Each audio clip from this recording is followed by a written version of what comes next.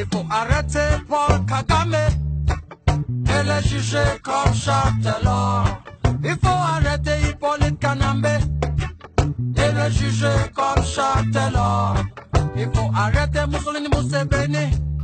Boya Kotala, iye lisusu lelo na sujet moko zappé actualité. Na présentation, humble serviteur Nabino Dilo, Bobo Sanate, Bo s'abonner et belé, pour permettre na biso to na ko continuer ko sala ba analyse to kanisi ke zali ba analyse moko. Il y a bien ba analyse objective sans sentiment p parti pris. Alors lelo toye poto lobela loko moko ezali ko préoccuper ba congolais belé, notamment congolais nyo surtout azali parents, ezali vraiment ko préoccuper makasi ezali o tolobi gratuité ya enseignement. Ezali gratuité enseignement en général mais mingi na école primaire. Boyebi que depuis un certain temps l'État a comment vraiment irresponsable dans le sens que l'État zali kofuta ba enseignant lolenge et sengélité pe ba école et joie qui ba arrangement na ba parents pe charge nyon surtout et zongela ki ba parents ou bazala ki pour supporter en fait ba enseignant wana. Et donc wana créa ba difficulté parce que na primaire ezali base ou sengeli ete mwana nyon surtout ayeba au moins kotanga yango ata ofele pour ka koka kozwa ba notion de base. Lelo tozali kolela mingi o kuluna boye o ba shege boye o ba voyou boye mais bato wana surtout soko landele au monde que même ata enseignement primaire bazuite alors que soko ezala ki ata ofele ba koka ki kolanda yango na ndela ya kotanga wana bakokaki pe kozwa ba mateya éducation ou il ko permettre na bango pour ite baye ba ko se comporter malamu na société. Voilà de l'union surtout anizali ba conséquence ya kozanga makoki ya kotanga ofele na primaire ndenge pe mobe ko lui konzi to pe constitution et sengaki. Alors le sujet autour là yango wana mais avant que banako continuer to pesa pe moi mécanisme biso par rapport à sujet wana na outi kabino bolanda extrait oyo ya émission rendez-vous des auditeurs où les kanaki na chaîne ya CCTV et pas wapi ba yambaki motomoko ya lobaki yango pe population pe bengaki na téléphone pour repesa mécanisme nango. En tout cas ezali très intéressant to landa yango to e bananu nini lobami kuna pe na sima. On se retrouve pour continuer l'analyse na biso. Boya Kotala, bo s'abonner et belé. À tout de suite. Ils ont fait assassiner Abiyarimana. Ils ont déclenché le génocide. Ils ont envahi Congo Kinshasa. Oui, Estelle Hippolyte Kanambe. Le Malula n'a limité. Donc il faut Kofuta. Ce qui m'a Zouza qui est le 25 août. Oui, Zouza le 25 août. Et puis Zouza, Bassendi, on les a privé. Ils ont privé mes airs, bateau, bateau, côté Abisso. Faut pas l'Alexandre qui ça. Et puis frère, confirmation, Zouza $50. Confirmation. Confirmation, inscription. Confirmation, inscription. À part frais.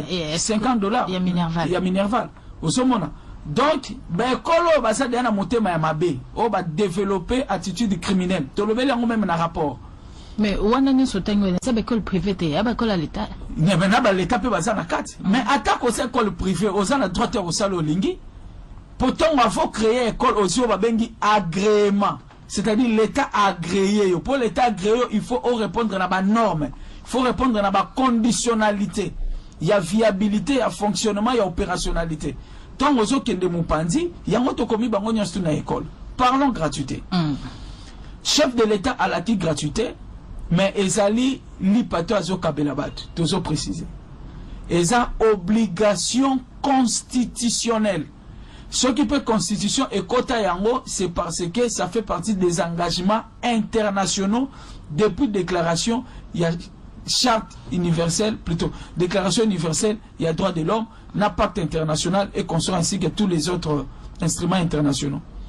Papa Mokondi a qualifié volonté naïe, il y a qu'à assurer effectivité à gratuité. Il y a un autre tolobi, tata Mokondi wapi gratuité. Tosepeli depuis le 4 juillet. Gouvernement central a mis Libiso, document au boza comme on a lettre O. Circulaire atindeli yango na ba école nyonso. Ministre EPSP intérimaire Emery Okunji, que je salue à passant. Secrétaire général atindi notification Jean-Marie Mangobe, le patron de l'administration, que je salue à passant. Atindi yango na ba école nyonso, na privé, na public. Et lobby était à notre Zobanda. Frais à bulletin au félé. Frais à Cerny, ko identifié bana au félé. Assurance, oh bah foutaka 200 francs au félé. Et puis frais à Minerval, oh yo l'État sur la taxe à scolarité, et ça 1000 francs au félé. Ça fait un ensemble de 3700 francs au gouvernement à lobby. Ngai ba frais wana na tiki yango. Kana kanisa keza soki likolo soki ndeni 3700 francs. Yango wana na ba émission to sala o to lobelaka ba frais à Sanda. To identifier ki ba frère Sanda généralement, même si ça na ba niveau monsieur kendaka le kola na ba école catholique ya na Kinshasa et kendaka $180 na archevêché, mais généralement ça na deux niveaux. Niveau ya gouvernement central et puis niveau ya gouvernement provincial. Oyo le gouvernement central à Longoli, nous sommes honnêtes de reconnaître que ce sont des frais au gouvernement central à Fixaka. Là nous sommes honnêtes de les reconnaître. 3700 francs. Donc sur le plan légal, pour n'a rapport na biso to attaquer gouvernement. To lobby que gouvernement congolais azali ko offrir tous les moyens pour n'a pas traiter d'un état discriminateur. Parce que il y a le frais qui existe. Gouvernement ayoki mbela na biso alobi bon, je ne veux pas être traité d'un état discriminateur na longoli ba frais o ngai na senga rabatu ba fusla. Mais par rapport à la réalité, il y a terrain. Ils ont représenté goutte d'eau dans l'océan. Voilà. Il y a moins de solo, ba gouverneur, il y a ba province. Et si Kambilingam Bilgamsu se yaka deuxième niveau, il faut ba éliminer ba frais. Bambongo ba sokana ba société brassicole ba tiaka wapi. Bambongo ba sokana ba taxe foncière ba tiaka yango wapi. Bambongo ba landaka ba libanais ba indien kaka ba somba bitukate. Ba tia yango au profit ya éducation. Au lieu ba kenda ko ba mbongo na ba école, il faut bangonde ba yana mbongo na ba école. Yango tanto sol ba tata mokonzi wa pi gratuité, tata mokonzi a tomba premier ministre abimi, gouvernement ko bima, ba bele la ba gouverneur na ba province. Ba tika makambo ya ko signer ba arrêter na bango, o ezali ko percevoir ba frais na niveau ya ba école.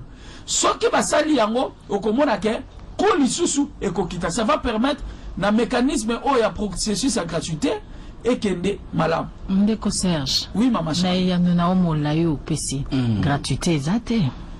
Na ndenge loi et lobby gratuité. Loi cadre et enseignement article 12.1. Et lobby la gratuité c'est la prise en charge totale des frais de scolarité par l'État. Or na o et salemi ce n'est pas une prise en charge totale. C'est une prise en charge partielle. Prise à la totale il faut nini. Prise à la totale c'est-à-dire Oyo gouvernement l'ongoli ba frise à Sanda yaye. 3700 wana. Et l'ongo déjà c'est bon. Ba gouverneur à ba province neto à Kinshasa ndezo ko ma frengo bila. To ki ba kitisi montant montango to je ba tete siko. Ezo bomba ma. To je ba te montango za combien? Gouvernement provincial peut et l'ongola. Frais ya ENAFEP, il y a examen d'étape. Na ya TENAFEP, il faut elongwa. Et puis quatrièmement, eloko ya motu ya obazo kubenga prise en charge des enseignants par les parents. Pour ozomona na école obazo futa parents $500, yo lo molika 3700. Et ko sala ye nini. Et puis eloko moka motu ya ko préciser. Ba parents to moni ba bulletin de vacances et belé déjà félicitations ba parents bazo tinda biso billet de vacances. Comment fait-il que ba frère o déjà le gouvernement à Longoli. Mais ba école zo futa ngo kaka batu. Ça c'est la billet de vacances et bima qui avant. Bien sûr, mais il faut benga ba parents basala na honnêteté ko so yangote. Imaginez école azana 1500 élèves. 3700 francs na fois 1500. Si retongela moi c'est mi balenda koti. Voilà ça molimo muibi. Donc il faut ba frère l'état akati. Ba kata yango. Ba olinga balela ba parents bon. Ndeko Serge. Oui papa Élisée. Bonga mana mituna. Ah oui. Ya bandeko. Mais depuis que la semaine écoulée, nous avons reçu 3-4 appels pour déclarer Basala Nini. Pour basi ba billet des vacances. Bafuta te. Il faut qu'on confirme l'inscription à Bana. Ah, il y a bicho bonga mana mituna o. Bo ngonga ikoki. To fungola te. Na lombango basala nini? Loi na biso. Parents soka moni bazotungisa mwana na école. Azana makoki ya okende na la police. Ko tungisa kutu na nuté. Ko confirmer au plus tard les 25 jours. Il y a inscription et qui sami na ba règlement ya ministère à EPSP. Parents siko il faut pas comme responsable. Pour n'attendre aux alliés que le papa fout à frère à confirmation, c'est-à-dire aux actes porter atteinte à droit et enseignement, à droit et éducation à moi. Or, loi portant protection de l'enfant et je protéger moi. Donc, école oyo azako constituer barrière contre scolarisation moi na parents akende na la police la plus proche pour na comporter plainte pour atteinte à droit à l'enseignement de l'enfant. Ndeko Serge. Oui maman Charles. Wana pezo s'appliquer na école oyo privée. Dans toutes les écoles, la loi est impersonnelle. 082 33 33 749 namoni déjà kuna eza koinda. Vous nous appelez pour mituna na bino Bokotuna, en tout cas, les autres, Tuna Serge Azali à Koyanola. Papa Nyoso Babenga qui semaine écoulée. Mutubo Luka qui yeyo. Botuna Mituna, Azana papier na bik ya Kokoma, Pena Koyanola, 082 33 33 749, Topé SMS na 084 766 56 57. Remet ma compte dans un standard côté un message, Azoko un message Nabino. Azoya, Kotik et la Bisso. Urbain Kanema, cerveau bleu, on peut aller. Allô, bonjour. Oui, bonjour. Diminuez volume nayo, hein? Ok. Voilà. Bonjour, comment bien? Oui, toujours très bien. Obengi Bisso Apiko Monani. Ok, c'est Moïse depuis Romprenga. Oh, Moïse, déjà. Moses, Mbote Nao. En tout cas. J'ai vraiment aimé cette émission d'aujourd'hui. Parce que préoccupation à Bissot, quel que soit le problème de gouvernement, qui va être social, ça fait partie de la quotidienne à Bissot. Alors, monsieur l'invité, je vous salue. Ok. En tout cas, on le dit malin ou mingi. Mais c'est comme si c'était une répétition de toutes les années. Vous savez que le président sortant, à chaque mois de démonstration, mon Koboé, on pleurait comment la rentrée c'était toujours hypothétique par-ci par-là et qu'il y avait toujours Macambo avant la rentrée scolaire. Et en plus de ça, on a reçu la grève, on a manifesté des grèves et des grèves. À un moment, le président de la République à la fin, il dit ça a été toujours comme ça toutes les années. Et Bango Moko Bakozonga. Et nous, cette prise en charge-là, tous les parents de la RDC, imaginez-vous, Bazongaka, je n'ai pas compris cette attitude au moins la façon dont le chef de l'État il a parlé et que Bissot faisait exister. Mais nous, on a une autre question. Est-ce que gratuité aux holobaïsats professionnels, ce qui peut appliquer en gros, parce qu'ici, maintenant, l'exploitation de l'homme par l'homme a sorti à l'école privée. Et l'école de l'État est amouquée. Et on a une très masse de gens, basant pour qu'ils aient un quartier, un commis, et qu'il n'y a pas les écoles d'État. Aujourd'hui, quand nous voyons le budget vraiment évacué. Le problème de gouvernement pose problème. Mais là, on peut demander pour que Bissot la cité a respecté et le papa c'est pensionné, c'est même pas un cadeau qu'on vous avait parlé. On peut demander la WAPI. Deuxièmement, il y a une chose que c'est plus répétition aux autres salles. Est-ce qu'aujourd'hui, l'enseignement est dans la qualité? On n'a pas vu nulle part une école ou bien, et là, comme on peut que quand vous terminez, là, on paye cher, directement aux Moussala, et c'est la qualité. Et que toujours, mon accord, Baza Kanteng, mon awa, Tangi na Bamboka, Nawa Tangi na Kishasa, même des écoles plus luxueuses. Donc, succès, aujourd'hui, mon accord, Kandeng Moko. Alors, là, la autre question.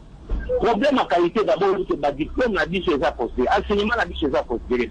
Et aujourd'hui, vous voulez encore nous dire que le badmiti banier Tiwana. Au fond, je sens que le baquet, faut continuer pour la prise en charge à vos parents. Parce que vous faites ça excessivement malin, monsieur. Par quel mécanisme peut ça là? Est-ce qu'une année blanche pour vous, pour améliorer la qualité, et pour ça les mater? Au lieu que d'aller avec une mauvaise qualité d'enseignement, les anciens ne sont pas considérés. Aujourd'hui, un ancien ne peut pas prendre crédit à la banque. C'est seulement que les politiciens vont tout mener. c'est un enseignant, il est humilié à niveau de notre. Qu'est-ce qu'on peut faire pour sortir un patron? Parce que cette année, je vous dis, on ne va pas payer. Ce ne sont pas les écoles privées, ce ne sont pas les écoles de l'État. Ceux qui enseignement est pris à chaque fois l'État, c'est pour tout gâter. C'est ce que je vous remercie. Merci, Merci Moses. Okoyano lozo komara déjà.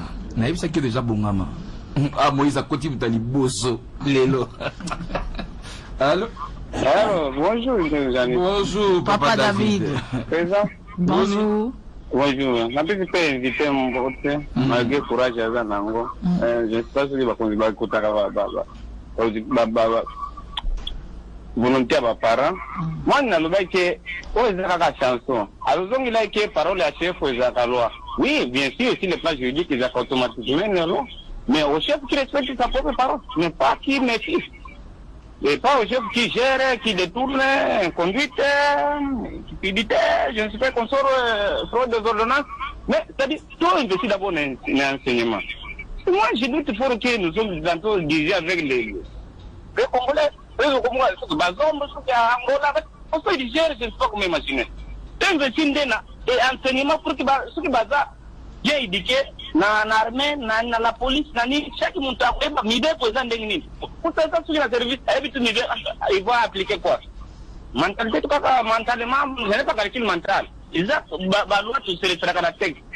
Mais les lois, aussi côté de la province, Kabila, ça est fort, vous avez la province, c'est gratuité, mais capital, parce que, au début, moi, rang social, moi, ils ont malgré tout ça, de rester pour le moment battu la richesse. Mais, la province, c'est moi, gratuité, ça. Mais, est-ce que pour le moment, est-ce qu'on a préparé? Est-ce que tout est tiré déjà? Est-ce que va bara réhabiliter na ba la Grèce? Ce qui est étonnant, on insiste même pas les noms de nos ancêtres. Parce que déjà Congrès à la bassette. Et on ne sait pas. Donc comment même pour gérer le président, là va bien avancer sur nouveau. Mais au comment on a parlé les mains. Merci Papa David. Papa David, on a un sujet. Oui, alors aussi tu cerner déjà problème là yo.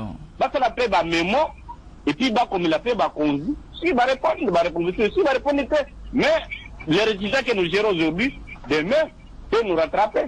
C'est ça. Parce qu'il y a aussi la loi de la génération. C'est ça. Moi j'ai des problèmes avec mes gestions. Merci beaucoup Papa David. Bon, auditeur, pardon, comment Papa David a la kaka ningwana. Tous les cas. Mais, préoccupation, c'est noté. Allô? Allô? Papa Obal. Oui, c'est Papa Obal. Bonjour Papa Obal. Et bonjour maman. Et Nito Kitoko, on a dit félicitations pour continuer. Merci. Mais Papa Serge, nous avons pas Mbolaye, mais tu es dit Mboka Nabiso. Parce que c'est un yango poto kende la pipe, n'inga msubakota. Oui. Nazotenga na Papa Serge problème ezopesa biso passe ya liboso ezali bagarde fou ezali te. Est-ce que il n'y a pas moyen papa na minute oyo naza na bandeko na Brazzaville natunaki bango banda bémission na bino bayebi yango ti mwana moke ayebi ke école primaire école secondaire ezalaka autant bakende meme kote yango na banque montant wana école nyonso epesa numéro bancaire na bango bake parents nyonso akenda kokuta ngo kuna na école kuta ekomaka te. Brazzaville mamboka moke wana exemple. Est-ce que moyen ezali te Papa Serge boyebisa président ya république bapesa biso montant nyonso bakotema bafrais ya l'état balobi ke école nyonso ya république démocratique du Congo par exemple bakokutaka mbongo $10. $10 wana école nyonso epesa numéro bancaire na bango kende kotia yango na banke ndenge eza mpe na ba supérieur awa mpe esalemaka to banda kotia yango na banke bango bakolandaka mbongo na bango kuna. Ça c'est un. Deux, toza na problème ya ba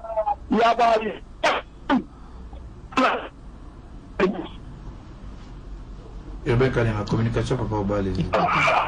Allô? Oui, allô? Oh, na kanta ina pays menaça. Ça veut dire, oui. Il y a mibale ezali oyo. Il n'y a pas moyen. Chef de l'État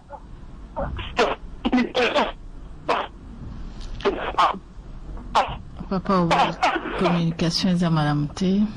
Papa Serge, ayebi tabango ke biso nyonso sensibiliser seulement biso nyonso tokenda grève.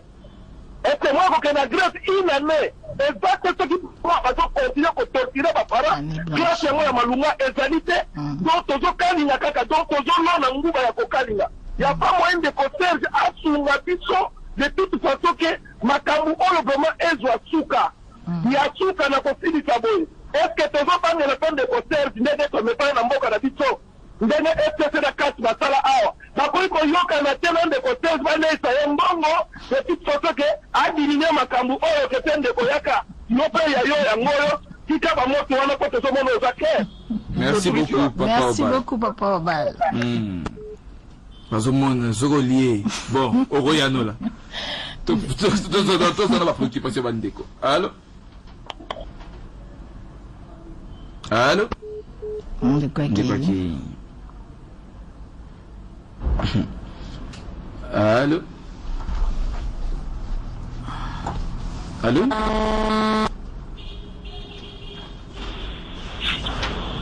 Allô, allô? Allô, bonjour. Bonjour, papa journaliste. Papa n'a pas bien comme on a dit. Et là, monsieur Alexandre Nabanda. Oui, monsieur Alexandre.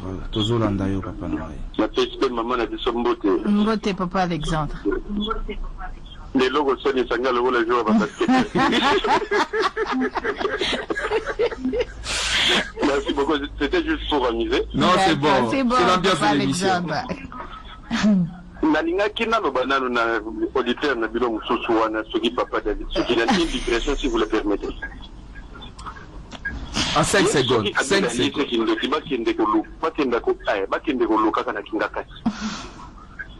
Kabila n'est pas un modèle en matière d'éducation en beaucoup.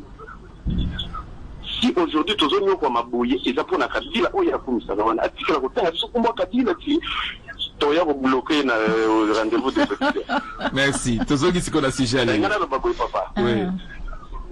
Voilà. Mon problème d'éducation est à moi passé. Les autres, c'est la moussala, la monine de Boana, à Yebi Makamongo Ming. Mais je ne crois pas que dans moi, peut-être magie, c'est qui s'est fait au éditer mes amours pas. Il ne faut pas sur la piste, tant que gratuité et enseignement. Na bafri wana Minerva les alaka combien à part bafri Missous. Il y a un des bottes bako foot à tête et ça l'ensemble et après des bako foot à tête parce qu'on ne comprend pas.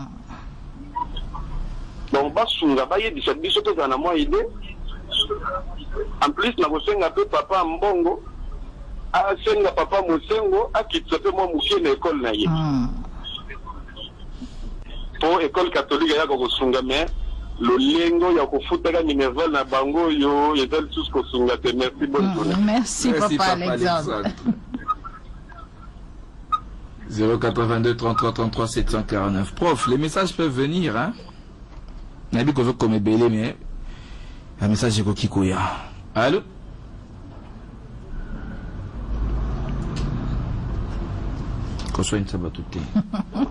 Allô papa journaliste. Allô? Bonjour. Bonjour. Papa bengi biso api kombonani. Ah, comme papa manda da bengi na sele. Papa manda na sele. Tozo yoka. Déjà malam. Déjà malam matashi. Mais akabotele de éducation fiction. Pourquoi monsieur ses amis pour être dans la chaîne dans votre pour dans l'émission. Mais belé et ça va ba frotté. Là belé on va vendre la bonne solution. Mais ce que la fiction on peut pas bouquer. À part 5 000 par numéro toute la vie. Et continuons. 5 000 ça peut permettre aux parents pauvres pour tout le bana. Hein, ne pas le $10. $10 pourquoi? Bah ça va 5 000. Ezaki exemple. OK, merci beaucoup papa Manda. Ezaki ka exemple papa Obala Pesaki. Kasi papa Pesaki exemple à 5 000. Allô? Allô? Allô, bonjour. Ah, bonjour papa, bengo api komonai. Allô? Oui, allô, bonjour. Allô? Bonjour. Allô? Bonjour papa. Allô, bonjour. Oui, bonjour. On est quoi ça en retour? Allô?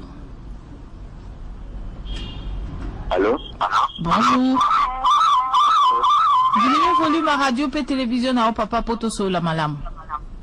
Papa Michel n'est pas là. Oh, papa Michel. Bon yo. Bien, maman. Bonne bine. Ça va, papa Michel. Oh, diminuez tes, papa Michel. Diminuez le volume, papa. La diminuer, na lobby boy. En tout cas, pour l'enseignement, là, mon été, va signer ma tâche 5 années, va à l'année blanche. Va la battre 5. Le gouvernement a solo la nam bien à ma parents. Puisque enseignement à Congo est allé foutu. Compteur est à 0. Et non, comment côté. Même à ta barre, on va bazo bima. Et non, on est bazo sala. Donc, on va bazo bima à l'université. Et non, on est bazo sala.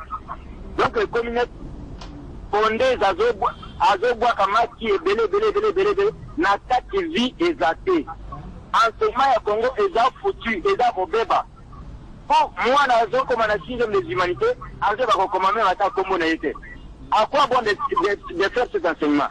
Il fallait bâtir un arbre, raisonner, bâtir un pas en arrière. Pour la besoin élan. Les autres font la caca d'école. Mais la société a besoin de la caca d'école, les autres botama. Vous font la société qui n'a pas unique. Bah, université ou sous, bah, dans la place. Mais aujourd'hui, il y a caca bana, bah, fondé. Mais c'est un bon retardement. Les autres, ça le lot comme mon côté enseignement exemple foutu. Bah, tu vas raisonner, non. Même à ça, bah, donc, 2 ans, 3 ans. Oh, ça la le Libéria. Bazana sous-sol pendate. Les attaques agriculture. Mais bana, bazana gratuité, n'a pas bazo quand on va dire 1. Bazana gratuité, wana. Bazo futa minerval, d'affaires scolaire. Mais na biso awa, moi na école primaire, mbongo. Moi na, il y a, l'école ya tona, mbongo. Et d'autres à la ligne. Bah, frais élevé. Mbongo, les autres, les gars, la poste mango, bah, para bazo gagner ni. Ok. Para a dépensé mbongo, moi na era kobima, moussale zate. Il fallait tout raisonner non. Donc, il y a ta grève, maman, 2 ans. Pour l'État, a bien ma para, a négocié ma para, pas le moyen pour remédier la situation de l'enseignement à Congo. Merci beaucoup, papa Michel. Merci. Merci beaucoup, papa Michel. Le verset zatéen. Le papa Michel a verset. Allô? Allô? Allô? Allô? Oui, bonjour. allô, bonjour. Bonjour papa. Obengi biso api komboda. Oui, allô, bonjour. Bonjour papa. Obengi biso api komboda. Valingai, monsieur Roger, n'a bien vu depuis une Oui, papa Roger, tozo yokayo. Na c'était une émission, comme d'habitude, n'a bien vu ça. Merci. Le problème, c'est que n'a ndeko intervenir. Oui. Oui, pour vendre na plateau. Invité na biso papa Serge. Oui, papa Serge, merci pour le combo. Papa Serge, bonjour. Bonjour, papa. Bon, dans une préoccupation, parce que mon lobby, et là, vous avez une confusion. Vous parlez de la gratuité de l'enseignement, mais au côté de l'imbroglio, il y a un terme, il y a FCC, il y a tantôt le est allé au fêlé, tantôt le qu'il faut foutre. Et puis on attaqué même l'école privée. Ça il y a une charte, une convention, où ils ont lié au gouvernement. On a un stock, on a provoqué des dégâts au niveau des parents, entre les parents de l'école privée. Oui, je suis d'accord que gérer l'école privée de manière exagérée. Mais les alliés privés, enseignants, na contrat entre les parents et enseignants. C'est-à-dire que dans la classe privée, les parents, comme le moment, ils foutent les mbongo à Tanga. Donc il n'y a pas de gratuité là-bas. Parce que l'État fout les enseignants et l'école privée. Ça, c'est un point d'information. Le mot gratuité veut dire au fêlé na lingala. Il n'y a pas de négociation. C'est pourquoi vous avez soutenir le cas de Congo FCC qui dit front commun pour le Congo. Or, il n'y a jamais eu un front pour. Le front a toujours été contre. Donc on monte un front contre quelque chose, contre une action. Il n'a jamais eu un front pour. Donc la gratuité reste la gratuité. Il y a un problème communicationnel. Biso Congolais ex-Zaïrois, Tomesana qui n'attend Mobutu, dans des circonstances pareilles, c'est lui-même le président de la République, même sur le plan informel, à côté de ma petit discours, bien. Au Bandalelo, dans le lobby classe des élèves fêlés, l'État aux enseignants en charge. Et s'il n'y a pas de négociation, pourquoi vous avez négocié la Bandela, mon frère, mais pas pour nous expliquer un mot, négocier les autres, nous avons pas négocié la même conjuguer le verbe ou bien expliquer le mot gratuité, Nandenge Penza, Ophélie. Ophélie. Donc le front commun, il n'y a pas un front pour le Congo. Merci beaucoup, papa Roger. Toujours contre. Exemple, la croisade, c'était un front contre l'islam. Général de Gaulle, à Outaki en Angleterre, a fait un front contre même qui contre un otage, parlement. Il n'y a pas de front pour donc gratuité, papa Nanga, s'il vous plaît, ou bien le ministre de l'enseignement. Merci, papa Roger. Nous, ici, nous sommes dans le domaine de l'enseignement. Nous devons apprendre aux gens ce qui est juste. Merci, le rôle de la hiérarchie, c'est d'appliquer, d'interpréter les lois de la République d'une manière authentique et équitable. Merci. Merci. Donc, merci. Moi, je parle de ce pasteur. J'assume. Corriger mon front commun. Il n'y a pas un front pour, mais toujours un front contre. Et puis gratuité et zéro vélo. Si tu vas problème au foot, merci beaucoup, papa Roger. Merci, papa. Il est 9h05. Merci beaucoup, Rebecca Deme. Il est 9h05, Saïba Mungu. Avec ta permission, Nabi Kolingato, comme on a dit. Ah, sujet où il faut appeler ça bien. Déco Serge Bondedi. Gratuité, ça, petit Kyo. Tu as, 6 minutes, 7 minutes, pour répondre à ma préoccupation. Il y a pas auditeur. Oui, rapidement, on n'a pas Roger. Je crois qu'on n'a pas marché des mots. Ou soit ce qu'elle soit un Kolanda Bisso, je crois qu'elle n'a qu'à moins facilité et à compréhension. Tant que Loba, émission, c'est aussi un cadre pédagogique. Pour ce moment, tant au moins il te le gratuité, l'État zone Sarabiso na code de la famille. Où est-ce que sur le fait pour l'État, il y a qu'on soit en charge gratuité et enseignement, n'exonère pas des parents de leur droit d'affiliation. Donc, d'où il faut qu'on ait un sens pédagogique. Il y a qu'à expliquer avec des détails. Donc, la gratuité, il faut pas supprimer oh, il faut pas supprimer oh, il faut pas supprimer oh. C'est tout un mécanisme. Pour protéger mingi ba école privée. École privée, pour faire agrément. Il n'y a pas qu'à discuter ça. École privée pour faire agrément. Et puis, et surtout, il y a un sérieux problème, il y a prolifération de l'école privée en la gymnastique. La gymnastique. Et ça, ils ont un terrain place dans la gymnastique. Quand cela ne tienne, il faut apporter un plus pour l'éducation à la place de l'école. Il y a l'État exact, tout pesa mis en infrastructure adéquate. Donc, en ce qui concerne le débat sémantique et consort, ça c'est un débat d'école. Je crois que peut-être on a un échange personnalisé. Donc, il faut échanger sur ça. Il faut, sur les finances, hein, c'est la problématique, il y a financement et secteur éducation. Likambu, parents bazolinga bakwera na faiblesse.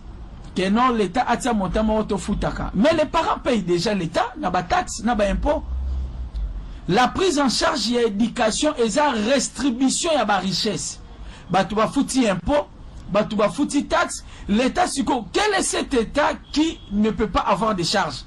Donc, il y a et tu n'as pas de charges à restribuer. Donc, ce n'est pas question, il y a, oh non, tu fout à $10. Non, ce n'est pas ça le problème. Déjà, les parents payent. par des taxes, par des impôts. Donc quand l'État prend en charge l'éducation, la santé, la sécurité, la défense, la recherche scientifique, et ça va dépenser pour faire fonctionner le pays.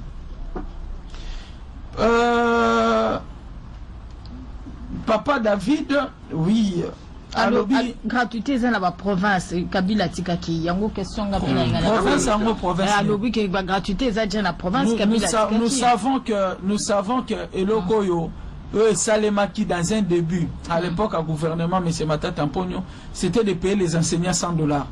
Mais sur le gratuité, c'est la complète, durable et intégrale. C'est parce que l'élo oyoyo, prise en charge d'enseignants par payer les enseignants $100. Quelqu'un ne peut pas vivre avec $100 tous les mois. Ça, c'est de 1 et de 2.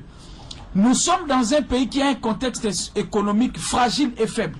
Attends, le bando fout à $100 pour ta prise en charge d'enseignement. Ce qui n'est pas d'abord suffisant. Mais ceux qui lobby flux, mbongo et mati nim. Au comment que tu as sur la case d'où il faut que l'État a revoir politique à investissement dans le domaine de l'éducation. Donc, des papa David a lobby gratuité na ba province en province non et communication ça les marques gratuité c'est mis dans toutes les provinces à l'exception de Kinshasa na Lubumbashi. Mais la gratuité en question ce n'était que le 1000 francs frère Minerval, alors qu'à côté des 1000 francs frère Minerval il y avait 14 autres frais. Donc exacté. Exacté. Parents balobi namoni Moïse alobi ba mécanisme c'est vrai tous dénoncer binope besoin dénoncer mécanisme ni ba parents ba okiko ça la pour gratuité comme vraiment effectif à proposer ba année blanche namoni pe mususu papa Obal a proposé papa Michel Koutou 5 ans hein parce que d'abord niveau éducation eza o ezali et ba condition pour na ko accéder à l'éducation eza pe o ezali. Et raisonnissez ngande watumsu balbagi lo wato kendara kani to polaga faut mettre fanda to kendara te. Gérer l'État ce n'est pas sur base des humains hein. Gérer l'État il y a l'essence de l'intérêt général qui prime. Yo le loto ko ko lo wato tia année blanche. Mais moi nous avons associé des classes. Nous sommes une ONG spécialisée sur les questions de l'éducation et des jeunes. Donc ba revendication mususu on peut adhérer mais bato ba ko sala ngo mingi za association ba parents ba syndicat hein donc biso to ko lobate que non totia grève lelo hein ici d'une manière ou d'une autre on peut adhérer dans une idée mais lelo ton totia lo ko ne bon droit ya bana il faut batanga ça serait un peu nous contredire. Il faut maintenir la pression là, il faut la maintenir. Mais il faut réfléchir pour un mécanisme que sous va parler. Je ne suis pas habilité pour le dire. Papa Moko Lobé que non il faut chef de l'État se prononcer. Je ne suis pas habilité pour le dire. Papa, mais ce que nous savons, le chef de l'État va se prononcer. Ça, au moins, c'est une information, un renseignement que nous avons. Le chef de l'État va se prononcer avant la fin du mois d'août. Ça, nous le savons. Je suis un peu resté sous ma soif. Vraiment, l'école catholique, Babimi, deuxième, na Bamumbongo, na Nimedumba. Pas de négociation. Liboso, et ça, école privée, Yami Balé, école catholique. Et puis, professeur Liboso, Kinshasa. Bon, on va revenir à 10h30. Oui. La deuxième partie. 10h30, maintenant, dans Olinga. Charlie Bamou, avec ta permission. 10h30, Moutatouni, de Serge Ayanoli. Moutatouni, de Serge Ayanoli. Ok. Donc, je sens qu'il y a vraiment de la préoccupation. Il y a des auditeurs, des téléspectateurs. Quelques messages. Vente des uniformes dans les écoles privées et de l'État et Longwa. Vente des uniformes. Wanakutu. Bakoye ko attaquer mbala moko école azoteka est-ce que azana RCCN pour vendre il faut être reconnu par rapport il y a décret aux régime des comido makamo ya gratuité o e banda kala bakoki saka yango te maintenant baeli susu komati sakanda na biso ba parents Ndeko Rodrigue année passée enseignement ezalaka payant mais bana batanga ki bien te ba enseignant balela ki impayement topé mal payé na gratuité ndeko Simba. Bon, on va revenir à 10h30 Charlie Bamungu. Mandeko balandi Radio Liberté Kinshasa pe Canal Congo Télévision ya solo to kombo na suka ya première partie émission na bisonyo sur le rendez-vous des auditeurs Otoyambaki monsieur Serge Bondedi que la Césali Mombongote les loto sololi di susu tina ya rapport basalaki évaluer année scolaire outi koleka ezalaki ndenge nini pe atalisi biso lolenge nini gratuité ezali kaka moke 3700 francs l'état longoli pona année oyo ezali kobanda kimia pe esengo eza na banda kuna bino bisika bozo. Merci beaucoup, nakanisi bolandi yango na boke binyonso, mais vraiment ezamawa pe ezali kopé ça vraiment passe. Soki to lobi gratuité enseignement ou lobi nango moko ya ba parents wana lingi ko lobake ke là si ofele. Soki ba lobi ofele lingi ko lobake frais ezalité mwana kei na classe atangi ako supporter ba frais kili oyo ba école ezali kotia na mutu ya babotité. Mais malheureusement o to zali komona ezali yango te. Ezali na frais moko oyo ngai personnellement ezalaki toujours ko révolter ngo ba benga frais kimbuta. Oyo na école et c'est d'ailleurs les premiers frais oyo eza exigé na ba école pour futama. Donc ata soki bino bo futaki yango na nte pour ba parents mingi bala na retard ko futango donc comme na école déjà na ndenge na yemo ko fa futango pour pression oyo ba ja l'état ba ko tia école oza na idée te okokate. Donc ti yo faut pesa yango. Alors na mboka oyo mobeko li kondi constitution et sengi ete enseignement primaire ko kozala gratuit ezala ofele l'état yango lisusu kaka na nzela ya gouvernorat azali koya lisusu kotia charge na mutu ya ba parents po ete bafuta frais songolo eza vraiment mawa triste peso landeli bambongo yango ekendaka wapi ekendaka kaka po ete gouverneur wana ayeba kokoma na ba mapango ebele akoma na mbongo ebele na ye na ba collaborateur na ye. C'est vraiment malheureux frais yango pe soko landeli yango eza frais moko oyo omona na école boye basengi montant songolo na école musu batengi montant pakala. C'est vraiment malheureux ezali triste. Alors na gratuité enseignement oyo Félix Tshisekedi pasalaki yango moko ya ba priorité ya quinquennat na ye ba longoli kaka 3700 francs congolais na ba frais. Mais 3700 francs congolais représentent quoi? Comme quand même kobongo la 3700 francs congolais na dollars. 3700 francs congolais na dollars, c'est même pas 2 dollars et demi. C'est vraiment triste ezali mawa. Ça ne représente rien du tout et sengeli ete l'état ayeba na ko s'assumer azwa ba mikano ezali ya malamu po ete bana bakoka kozala sacrifié te parce que tolobaka ke avenir ya lobi ezali bana esengeli kolakisa yango lelo na bino bayibuzali baboti lelo bozalaki bana lobi bozwaki chance grâce ngolu ya kotanga po na ngonga wana bacondition ezalaki peut-être ya mwa malamu mais bana oyo ya lelo baza kotanga te lelo nde lobi avenir ya lobi omboko tozali ko préparer po nango. Donc vraiment l'état au travers mokondi ya mboka Félix Tshisekedi pe au travers mokonzi ya province ya Kinshasa pe ya ba province misusu na mboka ba yeba na kotia maboko na souci oyo ezali ya constitution d'abord mobeko li kondi pe souci oyo ezali ya président actuel Félix Tshisekedi po ete gratuité wana ekoma vraiment effective. En fait c'est vrai que dans le contexte ya mboka na biso contexte ya ba difficulté économique tozali nango budget ezali mokie esengeli ete gratuité wana koka ko peut soit forme finale esengeli ko sala yango peut-être malembe on va dire que wana c'était un début même ata sur le début yango ezali ka ya pasi mais esengeli ekoka ko continuer te toko mati na gratuité totale oyo ko pe sa chance même na bana oyo ba boti ba kufa par exemple bazali na makokia ko tanga te ba koka ko zala pris en charge na ba école moko songolo ezali pona intérêt ya bana wana te za ne pona intérêt nanu ya mboka. Donc voilà sujet oyo tomona ke ezalaki intéressant ezalaki malamu mingi tokoka ko partager yango na bino po ete ezali sujet moko ezali ko intéresser biso la plupart tozali ba boti pe ba difficulté oyo tokutana nango na nzela ya kofuta ba minerva le komona ke mona ba bengani même pona flo ba bengi frère Kimbuta.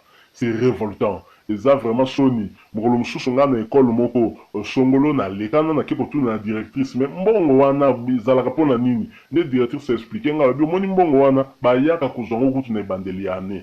Donc soki o futi yango te mal à l'aise. En fait biso na école to mi futi la kango déjà to s'organiser na ba frère msunde to soki to futi yango déjà yango na ba parents ko senga bazongisa. Donc tala niveau to soki ne pe muto azo salango azape parents mokonzi mboka mais peut-être ye bana batanga na poto yango likambo bongo etaliete. Ezali vraiment mawa. Donc voilà sujet to lingaki peto kabola na bino elongo lelo yango wana ezalaki na o etali gratuité enseignement topé kelasi ofele pour na bana mingi bana ya école primaire. Merci beaucoup. Bon, continuez toujours kolanda biso na boya kotala et surtout bo s'abonner ebele et bozanga te kotikela biso ba commentaire ekosala biso malamu mingi. Ezalaki ya bino molobeli Dilo tokutani na mbala oyo ekoya. Au revoir.